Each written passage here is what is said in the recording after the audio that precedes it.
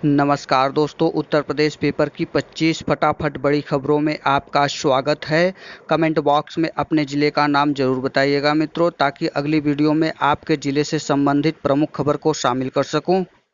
पिछले 24 घंटे में यूपी में 254 कोरोना संक्रमित मरीज पाए गए हैं। सबसे ज़्यादा 17 कोरोना पॉजिटिव मामले नोएडा में पाया गया है। अब तक 6,268 कोरोना पॉजिटिव मरीज पाए जा चुके हैं। इनमें 1,567 प्रवासी श्रमिक संक्रमित हुए हैं। रविवार को 6 मौतें भी हुई है। इनमें सबसे ज़्यादा कानपुर नगर में 2 मौतें हुई हैं। अलीगढ़, आजमगढ़, एटा और फिरोजाबाद में एक एक मौतें हुई हैं। इस तरह अब तक 161 कोरोना संक्रमित मरीजों की मौत हो चुकी है। रविवार को 132 मरीज ठीक होकर घर चले गए हैं। अब तक 3,538 मरीज डिस्चार्ज हो चुके हैं। कोरोना वायरस की वजह से प्रदेश में अब तक 161 मौतें हो चुकी हैं। सबसे ज़्यादा 33 मौतें आगरा में हुई हैं। इसके बाद मेरठ में 20 मौतें हुई हैं। अलीगढ़ में 12, कानपुर नगर और मुरादाबाद में 11 मौतें हुई हैं। फिरोजाबाद में 8, नोएडा में 5, झांसी, मथुरा, संत कबीर नगर व वाराणसी में 4 मौतें हुई हैं। प्रयागराज, अयोध्या,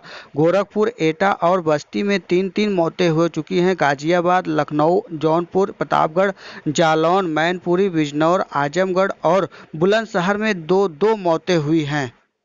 भारत शीर्ष 10 संक्रमित देशों के करीब पहुंच गया है। देश में बीते 4 दिन में रोज 6,000 से ज़्यादा नए केस मिल रहे हैं। शनिवार को रिकॉर्ड 6,767 नए मामले आए हैं। महाराष्ट्र में संक्रमण के मामले 50,000 के पार हो चुके हैं। यूपी में तय समय पर ही होंगे पंचायत चुनाव। 48 जिलों में राज्य के सीमा विस्तार हुआ है। 51 जिलों में वार्डों का परिसीमन होना है।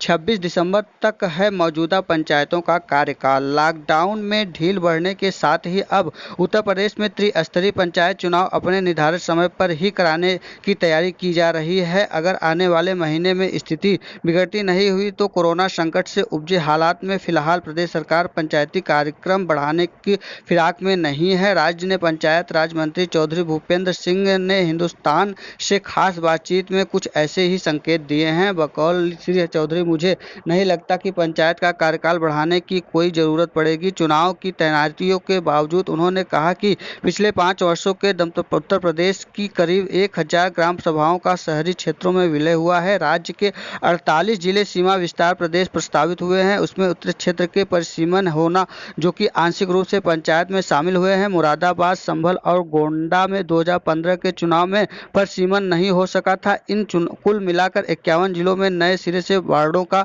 परिसीमन किया जाना है। जैसे ही वार्ड के जाएंगे उसके तुरंत बाद ही मौजूदा वोटर लिस्ट राज्य निर्वाचन आयोग को सौंप दी जाएगी। फिर आयोग इस वोटर लिस्ट की वृहद पुनरीक्षण कर काम शुरू कर देगा। पंचायतों में मंत्री ने कहा कि वैसे भी मौजूद ग्राम पंचायत का कार्यकाल 26 दिसंबर तक है। क्षेत्र पंचायतों के अगले साल जनवरी के अंत तक और जिला पंचायतों का अगले साल मार्च तक कार्यकाल है। इसके नाते अभी पर्याप्त समय है। उन्होंने उम्मीद जताई कि अगर जुलाई में ही चुनाव की तैयारियों ने तेजी पकड़ ली तो सब कुछ समय से हो चलेगा। उधर राज्य निर्वाचन आयोग में भी पंचायतों के पुनर्गठन की सूचना पहुंचने लगी है। बीते 18 मई को आयोग में एक पत्र में जारी पंचायती विभाग के 32 जिलों में 267 पंचायतों की सूचना दी गई है। पूर्णतः रूप से शहरी क्षेत्र में शामिल हो गई है। आयोग के सूत्रों का कहना है कि अभी इस बाबत में सूचनाएं शासन को बाकी है देना।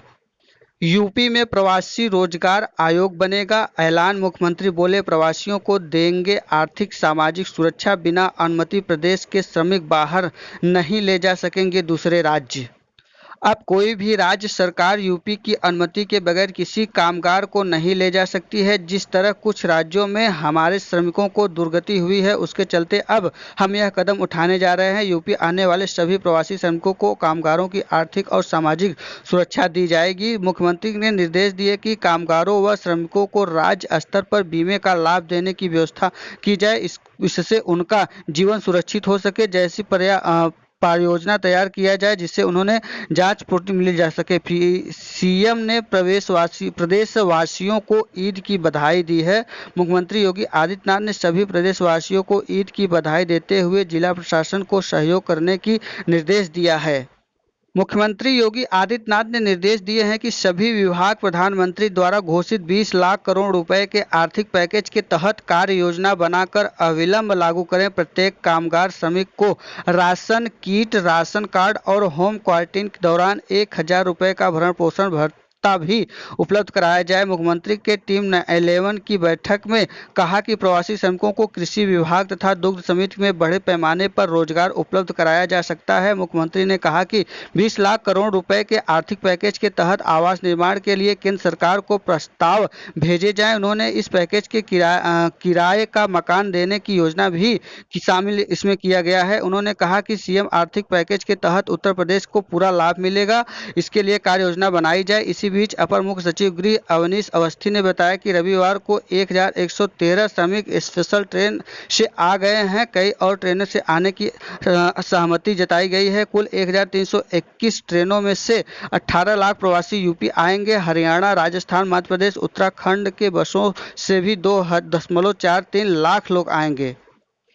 यूपी में कोरोना संक्रमण के साथ ही प्रचंड गर्मी कहर बरपाने लगी है। रविवार को बादा में पारा 47 डिग्री तक पहुंच गया है। लखनऊ आसपास के इलाकों में रविवार को पारा 43 डिग्री सेल्सियस पर दर्ज किया गया है। यह सामान्य से 3 डिग्री अधिक था। रविवार को पूरे दिन तेज धूप, तपन और गर्म हवा के थपेड़ों से जनजीवन बेहाल रहा। 50 लाख से अधिक को मिलेगा वृद्धावस्था पेंशन। 500 रुपये हर लाभार्थी को प्रति माह के लिए दिए जाएंगे। 1000 रुपये हर लाभार्थी को 2 माह के लिए दिए जाएंगे। प्रदेश के समाज कल्याण विभाग ने जून और जुलाई के वृद्धावस्था पेंशन का अग्रिम भुगतान करने की तैयारी शुरू कर दी है। इन जरूरतमंद वृद्धों की संख्या 50 लाख से अधिक है। सैलून जा रहे हैं तो इन बातों का जरूर रखें ख्याल। काम करवाकर बाहर आते समय हाथ सैनिटाइज करना न भूलें और सीधे घर ही जाएं। घर जाकर साबुन और पानी से 20 सेकंड तक हाथ धोएं। घर का कोई भी काम करने से पहले अच्छी तरह से नहा लें और तब ही परिवार के अन्य सदस्यों से मिलें।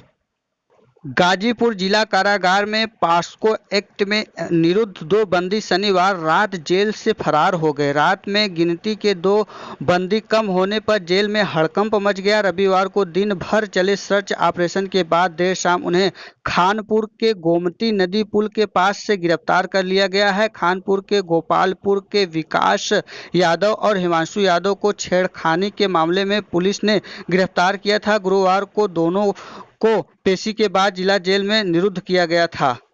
फैसला, विमान से आने वाले 14 दिन होंगे क्वारंटीन। देश में कोरोना संक्रमण के मामले में लगातार हो रहे इजाफे के बीच केंद्रीय स्वास्थ्य मंत्री डॉक्टर हर्षवर्धन ने रविवार को दावा किया कि भारत ने सभी वक्त पर लॉकडाउन लागू कर साहसिक कदम उठाया। इससे संक्रमण की रफ्तार थमने में मदद मिली है। दूसरे विकासशील देशों ने फैसला लेने में कई दिन बर्बाद कर दिए थे। फोन पर ओटीपी के जरिए कराना होगा पंजीकरण। सरकार ने कोरोना से बचाव को लेकर सोमवार को शुरू हो रहे घरेलू उड़ानों से प्रदेश आने वाले यात्रियों के लिए प्रोटोकॉल जारी किया है। प्रयागराज में 7 लेखपाल 2 कानूनगो क्वारंटीन। जिले के एक तहसीलदार की रिपोर्ट पॉजिटिव आने के बाद प्रशासन ने सारे जरूरत कदम उठाने शुरू कर दिए हैं। रेलवे स्टेशन पर संक्रमित तहसीलदार के संपर्क में आए 7 लेखपालों व 2 कानूनगो को कालिंदीपुरम में क्वारंटीन कर दिया गया है। सभी के नमूनों को जांच के लिए भेजा गया है। रिपोर्ट आने के बाद ही आगे की कार्रवाई की जाएगी। गाजीपुर जिले में एक और मिला कोरोना पॉजिटिव। थाना क्षेत्र के कोरोना पॉजिटिव की संख्या दिनों दिन बढ़ती जा रही है। 22 मई को गौतम बुद्ध नगर से जांच कराकर ट्रेन से अपने घर आया। 23 मई की रात में टेस्ट के लिए लखनऊ गई, उनकी रिपोर्ट पॉजिटिव आई। टेस्ट रिपोर्ट पॉजिटिव मिलने के बाद गौतम बुद्ध नगर से तुरंत जनपद मुख्यालय को इनके बारे में जानकारी देकर व्यक्ति का नाम और पता से अवगत कराया गया। सामुदायिक स्वास्थ्य केंद्र सैदपुर के नोएड अधिकारी डॉक्टर प्रकाश पांडे ने बताया कि जानकारी मिलने के बाद सरकारी एम्बुलेंस से उसे जिला चिकित्सालय भेज दिया गया है। 30वां रोजा पूरा होते ही दिखा चांद। ईद आज। कोरोना महामारी में इस ईद दूर से ही बधाई देकर मुल्क की सलामती की दुआ करने की मौलाओं ने की अपील। लॉकडाउन को देखते हुए सरकार ने निजी व्यावसायिक वाहनों को अधूरे दस्तावेजों के साथ 31 जुलाई तक छूट दी है। यातायात पुलिस व परिवहन विभाग दस्तावेज के नवीनीकरण के अभाव में 31 जुलाई तक किसी भी वाहन का चालान नहीं काटेंगे। पहले यह अवधि 30 जून तक थी। प्रदेश सरकार ने कोविड अस्पतालों के आइसोलेशन वार्ड में कोरोना संक्रमित मरीजों के मोबाइल ले जाने पर रोक लगाने के शनिवार को जारी अपने आदेश को वापस ले लिया है। सरकार ने रविवार को नया आदेश जारी करते हुए अब सशर्त मोबाइल ले जाने की अनुमति दे दी गई है। कानपुर में कोरोना से 2 और मौतें। मीरपुर कैंट निवासी महिला और बर्रा 2 के बुजुर्ग की छूट गई सांस। कानपुर में इस महामारी से मरने वालों की संख्या 11 हो गई है। ये था आज का उत्तर प्रदेश पेपर की 25 फटाफट बड़ी खबरें। वीडियो अच्छा लगा हो तो देव एकेडमी को सब्सक्राइब, लाइक, शेयर, कमेंट करना ना भूलिएगा दोस्तों। वीडियो में अंत तक बने रहने के लिए बहुत बहुत धन्यवाद। फिर मिलते हैं एक नई सूचना के साथ, तब तक के लिए नमस्कार।